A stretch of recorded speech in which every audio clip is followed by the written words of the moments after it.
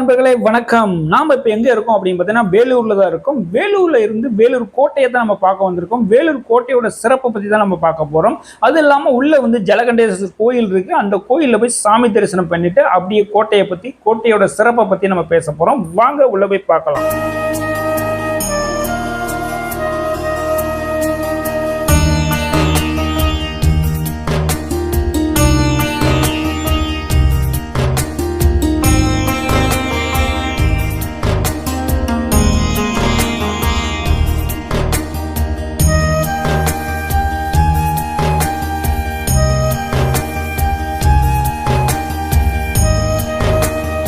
இந்த வேலூர் கோட்டையை பத்தி சொல்லணும் அப்படின்னு பாத்தீங்கன்னா, இந்த வேலூர் கோட்டை வந்து 15ஆம் நூற்றாண்டுல கட்டப்பட்டது. விஜயநகர அரசால கட்டப்பட்டது இந்த கோட்டை. இந்த கோட்டை வந்து பார்க்கறதுக்கு ஃபுல்லாவே கல்களாலே வந்து கோட்டை கட்டப்பட்டிருக்கும். இந்த பார்க்கறதுக்கு பயங்கரமா இருக்கும். அது இல்லாம சுத்தி வந்து இந்த கோட்டையில வந்து தண்ணிகள் சூழ்ந்திருக்கும். அது இல்லாம நடுவுல வந்து ஒரே வாசல் தான், அது தலைவாசல். அந்த தலைவாசல் வழி அப்படிதான் உள்ள போற மாதிரி இருக்கும். அது இல்லாம கோட்டை சுத்தி பாத்தீங்கன்னா அதுல தண்ணி இருக்கும். தண்ணியில வந்து முதல்ல இருக்கும். அதையும் தாண்டி நம்ம உள்ள போக முடியாது. ஏன்னா அது உள்ள இருந்தா நிறைய கேட் மாதிரி போட்டு வச்சிருப்பாங்க. அதை தாண்டி தான் நம்ம உள்ள போற மாதிரி இருக்கும்.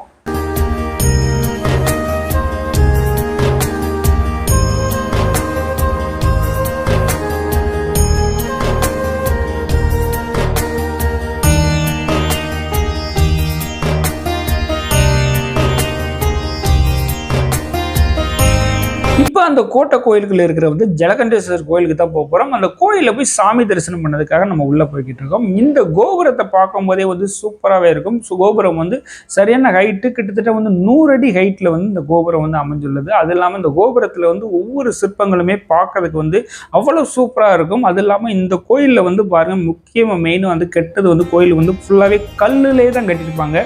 பார்க்கறதுக்கு வந்து கல்கள் தான், தூண்கள் எல்லாமே கல் தூண்கள் மாதிரி தான் இருக்குமே. பார்க்கறதுக்கே வந்து நல்லாவும் இருக்கும். அதுவும் இல்லாமல் இந்த கோயிலுக்கு வந்து நிறைய வந்து சுற்றுலா பயணிகள், அதாவது வெளியூர்லேருந்து நிறைய சுற்றுலா பயணிகள், ஸ்கூல் ஸ்டூடெண்ட்ஸு எல்லாருமே இந்த கோயிலுக்கு வந்து வருவாங்க. வந்தது இல்லாமல் வந்து இந்த கோயிலில் வந்து பார்த்துட்டு, அது இல்லாமல் இந்த கோயில் சிற்பங்கள் எல்லாத்தையும் பார்க்கறதுக்காக வருவாங்க. இந்த கோட்டை கோயில் வந்து மிக சிறப்பு. அரசர் காலத்தில் வந்து கட்டினதுனால இந்த கோயிலோட சிறப்பே வந்து பார்க்கறதுக்கே வந்து ரொம்ப வியப்பாக இருக்கும். அந்த மாதிரி ஒரு காட்சி வந்து இந்த கோயிலில் வந்து சிற்பங்கள் எல்லாமே வந்து செமையாக அமைஞ்சிருக்கும்.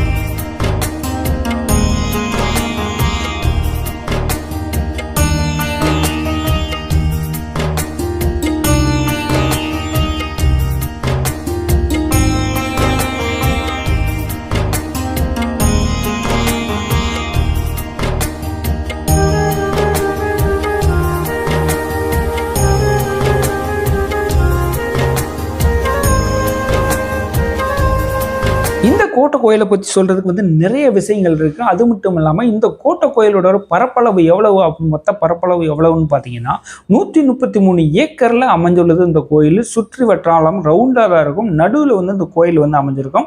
கோட்டை சுவர்கள் நடுவில் வந்து இந்த கோயில் அமைந்தது வந்து ரொம்ப சிறப்பாகவே இருக்கும். அது இல்லாமல் இந்த கோட்டை சுவர் இல்லாமல் நடுவில் வந்து கோயில் வந்து நடுவில் வந்து பள்ளமாக இருக்கிற மாதிரி இருக்கும். சுற்றி வந்து காம்பவுண்டு சுவர் அமைஞ்சிருக்கும். அது இல்லாமல் இந்த கோயிலில் வந்து ஒரு மண்டபம் இருக்கு. அந்த மண்டபத்தில் வந்து முழுக்க முழுக்க கல் தூண்களாலே கட்டப்பட்ட மண்டபமா இருக்கும். ஃபுல்லாவே பாருங்க கல் தூண்களாவே இருக்கும். அது இல்லாம ஒவ்வொரு தூண்களும் வந்து டபுள் கல்லில் வந்து அமைஞ்சிருக்கும். அப்படியே பார்க்கறதுக்கே அதுவே ஒரு சிறப்பா இருக்கும். அது இல்லாம இந்த கோயிலுக்கு வந்து நீங்களும் சாமி தரிசனம் பண்ணிட்டு போங்க. உண்மையிலேயே நல்லா இருக்கு. அது இல்லாம வேலூர் கோட்டை கோயிலுக்கு வாங்க, வந்து சாமி தரிசனம் பண்ணிட்டு இந்த மாதிரி வெளியில வந்து நீங்களுமே வந்து என்ஜாய் பண்ணிட்டு போவதுக்கு வந்து இந்த கோயிலில் வந்து நிறைய விஷயங்கள் இருக்கு. அதனால நீங்களும் கண்டிப்பா வாங்க.